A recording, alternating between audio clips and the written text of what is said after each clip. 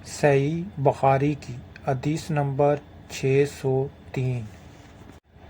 نماز کے وقت کے اعلان کے لیے لوگوں نے آگ اور ناقوس کا ذکر کیا، پھر یہود و نصارہ کا ذکر آ گیا۔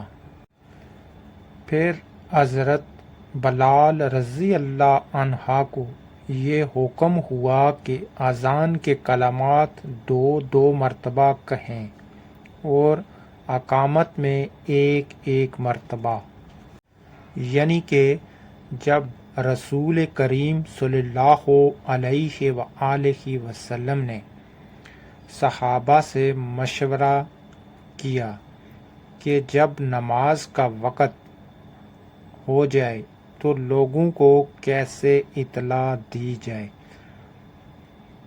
تو کسی نے مشورہ دیا کہ آگ جلائی جائے، کسی نے مشورہ دیا کہ یہود و نصارہ کی طرح گھنٹا بجایا جائے۔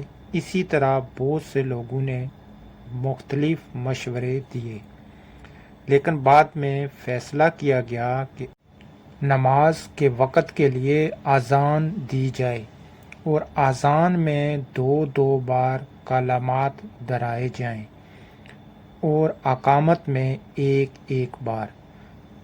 پھر نبی کریم صلی اللہ علیہ وآلہ وسلم نے حضرت بلال رضی اللہ عنہ کو حکم دیا کہ آپ نماز کے وقت کے لیے یہ اذان دیں۔ صحیح بخاری کی حدیث نمبر 604۔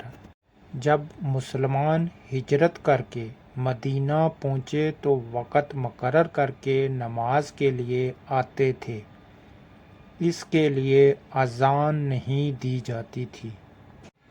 ایک دن اس بارے میں مشورہ ہوا، کسی نے کہا نصارہ کی طرح ایک گھنٹا لے لیا جائے، اور کسی نے کہا کہ یہودیوں کی طرح نرسنگا بگل بنا لو، اس کو پھونک دیا کرو۔ لیکن حضرت عمر رضی اللہ عنہ نے فرمایا کہ کسی شخص کو کیوں نہ بھیج دیا جائے جو نماز کے لیے پکار دیا کرے۔